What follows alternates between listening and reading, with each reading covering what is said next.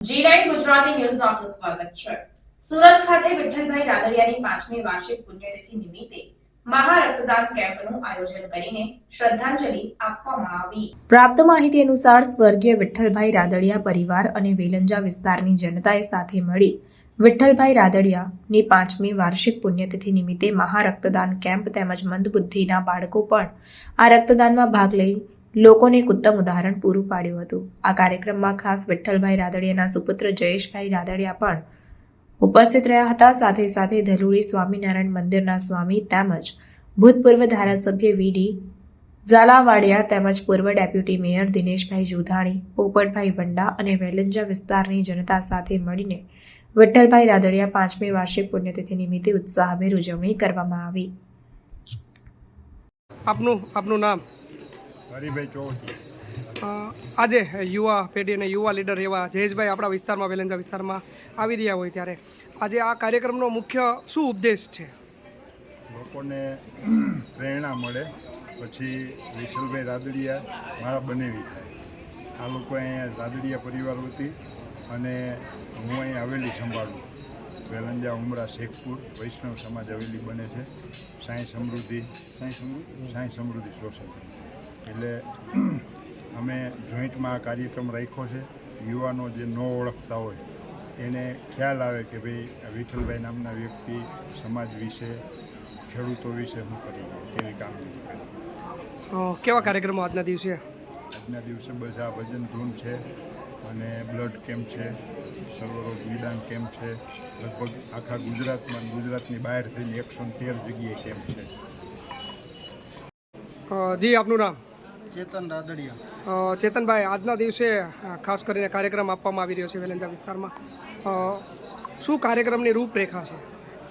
આજનો કાર્યક્રમ આપણા ખેડૂત નેતા વિઠ્ઠલભાઈ રાદડિયાની પુણ્યતિથિ હોવાથી, 5મી પુણ્યતિથિ હોવાથી આજનો કાર્યક્રમ ગોઠવવામાં આવ્યો છે અને આમાં આ વિસ્તારના લોકો અને આજુબાજુની સોસાયટીના રહીશો અને અમારા પરિવારનું વેલંજા ઉમરા શેખપુર રાદડિયા પરિવાર બધા રક્તદાન આપીને સાથે સાથે નેત્ર નિદાન કેમ્પ છે, સાથે સાથે મન બુદ્ધિના જે પ્રભુજીઓ છે, બાળકો, એમના માટે ભોજન, પછી એમને મનોરંજન થાય એના માટે આજે ભજન કીર્તન ધૂનનું આયોજન રાખ્યું છે। ખાસ કરીને વાત કરીએ તો આપણા વિસ્તારમાં ઘણા બધા કાર્યક્રમો થતા હોય છે, આપણા વિસ્તારની જે એકતાની વાત કરીએ તો કેવા પ્રકારની લોકોની ભાવના છે ને આ કાર્યક્રમો કેવી રીતે ઉત્સાહ સાથે ઉજવવામાં આવી રહ્યા છે? આપણા વિસ્તારમાં હંમેશા માટે એકતા જળવાઈ રહી છે અને આપણું સંગઠન છે જે તે સમયે આવનાર સમયમાં આવી જ રીતે જળવાઈ રહે એના માટે એક સારો સંદેશો વિઠ્ઠલભાઈ રાદડિયાના માધ્યમથી અમારા પરિવાર વતી મળે લોકોને અને કાયમી માટે આવી રીતના સંગઠિત લોકો રહે અને શાંતિનો માહોલ બન્યો રહે। જી, આપનું નામ? મનોજ ડોબરિયા। મનોજભાઈ, વાત કરીએ તો કાર્યક્રમો ઘણા બધા થતા હોય છે, પણ કંઈક ને કંઈક રાદડિયા પરિવારમાં વિઠ્ઠલભાઈનું નામ હોય કે પછી હવે એમના પછી જયેશભાઈનું નામ હોય, લોકોની અંદર યુવાનોમાં એક પ્રેરણા મળતી હોય છે। શું આજના કાર્યક્રમે શું મહત્ત્વનું આજે શું છે? આજે ખેડૂત નેતા એવા શ્રી વિઠ્ઠલભાઈ રાદડિયાની 5મી પુણ્યતિથિ નિમિત્તે ઉમરા વેલંજા શેખપુરનો રાદડિયા પરિવાર તરફથી બ્લડ ડોનેશન, નેત્ર નિદાન કેમ્પ, ધૂન અને કીર્તનના કાર્યક્રમો રાખવાની સાથે સાથે યુવાનોને પ્રેરણા મળે એટલા માટે કે મંદ બુદ્ધિના જે બાળકો હોય છે એમને મનોરંજનની સાથે સાથે ભોજન કેમ મળે, એમની સેવા કેમ કરી શકીએ। વિઠ્ઠલભાઈ રાદડિયાનો મૂળ ઉદ્દેશ કે છેવાડાનો માણસ છે, નાનો માણસ છે, એના સુધી આપણે કેમ પહોંચી શકીએ, આજના યુવાનોને પ્રેરણા મળશે એ માટે સમસ્ત રાદડિયા પરિવાર અહીંયા સાથે મળી આવો સરસ કાર્યક્રમ ગોઠવી રહ્યા છે। ત્યારે તમામ પધારેલા મહેમાનોમાં આજે આશીર્વચન આપવા માટે ગલોડી મંદિર તરફથી સ્વામી અક્ષય પ્રસાદ સ્વામીજી અને ગોવિંદરાયજી મહોદય શ્રી પણ પધારી રહ્યા છે। સાથે સાથે વિઠ્ઠલભાઈના સુપુત્ર એવા જયેશભાઈ રાદડિયા યુવા નેતા પધારી રહ્યા છે। ત્યારે સૌમાં ખૂબ ખૂબ ઉત્સાહની લાગણી છવાયેલી છે। ત્યારે હું રમેશભાઈ રાદડિયા અને ચેતનભાઈ રાદડિયાને ખાસ અભિનંદન આપું છું કે આવા કાર્યક્રમ ગોઠવી યુવા પેઢીને વિઠ્ઠલભાઈ રાદડિયા જે રસ્તે ગયેલા છે એ રસ્તે જવા માટે, સક્ષમ નેતા બનવા માટે, એક ધરોહર ઊભી થાય એનું માર્ગદર્શન પૂરું પાડવા માટે જ્યારે રાદડિયા પરિવાર આ કામ કરી રહ્યો છે, ધન્યવાદને પાત્ર છે, વંદનને પાત્ર છે, અભિનંદનને પાત્ર છે।